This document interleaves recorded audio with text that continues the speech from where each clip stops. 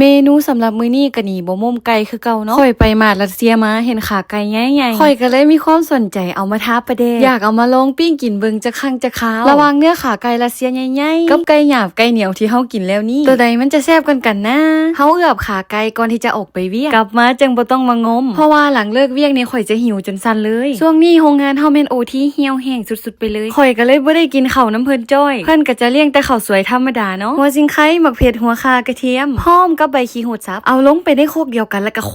หลังเลิกเวียกมาสภาพกระสิกระเซาะกระเซิงจังซี่แหละข่อยเหลือบไปเห็นกิ๊บดอกจำปาก็เลยเอามาติดเล่นๆเพื่อมันจะดูดีขึ้นยันเขาเจ้าบ่ฮู้ว่าเป็นสาวลาวอะนะโตน้องนี่เป็นสาวลาวเนอะก็อยากที่จะบอกไว้ซื่อๆนี่ล่ะเพื่อมีคนสงสัยสภาพประเทศเกาหลีตอนนี้ยังเป็นตะมาอยู่ว่ะมันล่ะมีคนอินบ็อกมาถามส่วนตัวข่อยถามประมาณว่าสบายดีเอ้ยน้องเห็นเขาเจ้าเอาคลิปลงว่าเกาหลีบ่เป็นตะมาแล้วเกาหลีบ่ดีจังซั่นจังซี่บ่คือเก่าจังซี่จังซั่นข่อยก็บ่จักสิตอบเด้อเพราะว่าแต่ละพื้นที่มันก็บ่คือกันเดี๋ยวข่อยสิตอบตามความเป็นจริงก็แล้วกันนะแต่ก็ต้องฟังก่อนว่าเหตุผลที่จะมานั่นเป็นหยังสำหรับคนที่อยากมาลิ้นมาเที่ยวสำหรับไผที่เบื่ออากาศร้อนๆแล้วอยากเปลี่ยนบรรยากาศมาเป็นหนาวๆช่วงนี้ก็ถือว่าเหมาะเลยแหละถ้าว่าบ่คาดหวังกับหิมะได้ถ้าว่ามันเทียบกับปีที่แล้วหิมะปีนี้มันบ่ตกหลายเลยมีก็จะมีเป็นน้ำก้อนปะปายและข้อถัดมาสำหรับไผที่อยากมาเฮ็ดเวียกสำหรับเวียกฤดูกาลแม่นช่วงนี้บ่ค่อยแนะนำเด้อเพราะว่ามันเป็นน้ำก้อนเมิดเฮ็ดให้เฮ็ดสวนก็จะบ่ได้บางทีเวียกอาจจะน้อยบางทีงานล่วงเวลาหรือว่า OT ก็บ่มีมันอาจจะเฮ็ดให้เฮาเก็บทุนคืนได้บ่หลายถ้าเป็นไปได้แนะนำให้มาช่วงฤดูอื่นเอาเด้อข้อถัดมาสำหรับแรงงานอีก9ในส่วนของประเภทวีซ่าตัวนี้แม่นจะต้องได้สอบเส็งมาเด้อวีซ่าตัวนี้ก็เป็นวีซ่าตัวเดียวกับเฮานี่แหละถ้าถามว่ายังเป็นตะมาอยู่วะสำหรับเฮานั่นแม่นยังเป็นตะมาอยู่เสมออันนี้ก็บ่ฮู้เด้อว่าในมุมมองของคนที่บอกว่ามันบ่เป็นตะมาแล้วเพิ่นเป็นจังได๋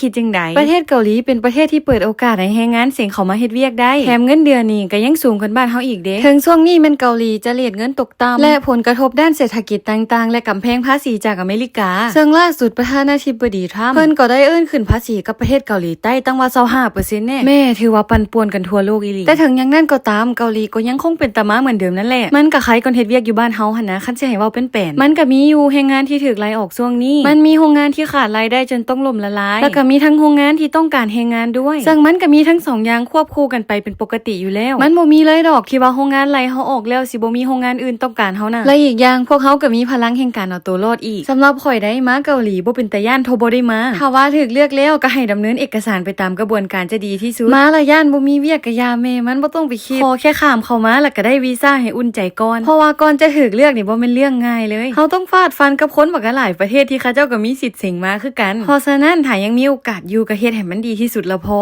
สำหรับไผที่ยังบ่ได้มาก็อย่าเฝ้าบั่นทอนกำลังใจตัวเองเด้อมันสิเป็นจังไดมันก็บ่เป็นตาย่านเท่าเฮ็ดเวียกหาเงินอยู่แล้วดอกเพราะว่ามันได้น้อยกว่าอยู่นี่แต่หากว่าผู้ใดอยู่แล้วและมีหน้าที่การงานที่ดีอยู่แล้วในความคิดของข่อยก็บ่จำเป็นต้องมาก็ได้เพราะว่าอยู่นี่มันก็ลำบากมันก็บ่มีเวียกใดบ่ลำบากหรอกเนาะต่างแต่สิลำบากหน่อยลำบากหลายแตกต่างกันไปเท่านั้นเองคันสิให้คือกันเบิดโลกก็คือสิเป็นไปบ่ได้เพราะฉะนั้นข่อยคิดว่าควรจะโฟกัสกับเป้าหมายตัวเองแล้วก็เฮ็ดชีวิตตัวเองปัจจุบันให้มันดีที่สุดละพอและเป้าหมายแต่ละคนก็บ่คือกันบางคนก็อยากมาเฮ็ดเวียกเอาทุนไปสร้างเนื้อสร้างตัวอยู่ประเทศลาวบางคนก็อยากหาเงินไปแต่งเมียบางคนก็อยากมาอาศัยอยู่จนได้สัญชาติบางคนก็ยังบ่มีเป้าหมายแต่คิดว่าอยากมาหาเงินซื่อๆแต่บางคนก็มีเป้าหมายที่ยิ่งใหญ่กว่านั้นเช่นการเบิ่งแยงพ่อแม่และครอบครัวให้ดีทุกเป้าหมายทุกความฝันมีคุณค่าและมีความสำคัญในการเฮ็ดเวียกทุกๆมื้อเพราะว่าจะได้ออกมาเป็นแรงผลักดันสำหรับโรงงานของเฮาช่วงนี้มันบ่มี OT เลยแต่ข่อยก็พอใจแล้วก็บ่ได้มีปัญหาหยังเพราะว่าข่อยฮักหัวหน้าและโรงงานของข่อยและเฒ่าแก่ของข่อยก็ใจดีที่สุดในโลกเลยบางทีบ่อนเฮ็ดเวียกที่ดีที่สุดก็บ่แม่นบ่อนเฮ็ดเวียกที่ได้เงินหลายแต่เป็นบ่อนเฮ็ดเวียกที่อยู่แล้วสบายใจ